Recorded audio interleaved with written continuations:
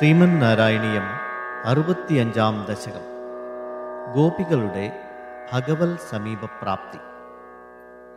ഗോപീജനായ കഥിതം നിയമാവസാനേ മാരോത്സവം ത്വമധ സാധയിതും പ്രവൃത്ത സാന്ദ്രേണ ചന്ദ്രമഹസാ ശിശിരീകൃതാശേ പ്രാപൂരയോ മുരളികാം യമുനാവനാന്തേ സമ്മൂർച്ഛനാഭിരുദിതസ്വരമണ്ഡലാഭി സമ്മൂർച്ഛയന്തമഖിലം ഭുവനാന്തരാളം ത്വദ്വേണുനാദമുപകർണ്യ വിഭോ തരുണ്യ തത്താദൃശം കിമപി ചിത്തവിമോഹമാപു താഗേഹകൃത്യ നിരതാസ്തനയ പ്രസക്ത കാന്തോപസേവന പരാശ്ച സരോരുഹാക്ഷ്യ സർവം വിസൃജ്യ മുരളീരവമോഹിതാസ്തേ കാന്താരദേശമയി കാന്തതനോ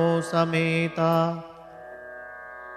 കാശ്ചിന്നിജാംഗപരിഭൂഷണമാദധാന വേണുപ്രണാദമുപകർണ്യ കൃതാർത്ഥഭൂഷാ ത്വാമാഗതാ നനു തഥൈവ വിഭൂഷിതാഭ്യ സ്ഥായേവ സംരുചിരേ തവ ലോചനായ ഹാരം നിദംബഭുവി കാചന ധാരയന്തി കാഞ്ചിം ച കണ്ഠഭുവി ദേവസമാഗതാ ത്വം ഹാരിത്വമാത്മജഘനസ്യ മുകുന്ദതുഭ്യം വ്യക്തം ബഭാഷ ഇവ മുക്തമുഖീ വിശേഷാൽ കാചിൽ കുചേ പുനരസജ്ജിത കഞ്ചുലീകാ വ്യാമോഹത പരവധൂഭിരലക്ഷ്യമാണാ ത്വാമായയൗ നിരുപമ പ്രണയാദിഭാര രാജ്യാഭിഷേകവിധയേ കലശീധരേവ കാശ്ചിത് ഗൃഹാത് കില നിരേതുമപാരയന്ത്യ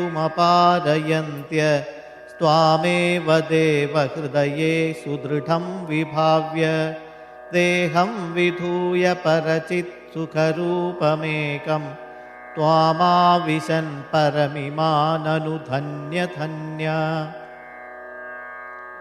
ജാരാത്മനാന പരമാത്മതയാ സ്മരന്ത്യോ നാര്യോ ഗതാ പരമഹംസഗതിം ക്ഷണേന തത്വാം പ്രകാശ പരമാത്മതനും കഥം ചിത് ചിത്തേ വഹന്നമൃതമശ്രമമശ്നുവീയ അഭ്യാഗതാഭിരഭിതോ വൃജസുന്ദരീഭിർമുഗ്ധസ്മിതാർദ്രവദന കരുണാവലോകി നിസ്സീമകാന്തിജലധിസ്ത്വമവേക്ഷ്യമാണോ വിശ്വൈകഹൃദ്യഹരമേ പരമേശരോഗാൻ.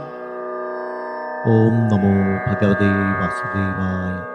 ശ്രീകൃഷ്ണ പരമാത്മനേ നമഃ.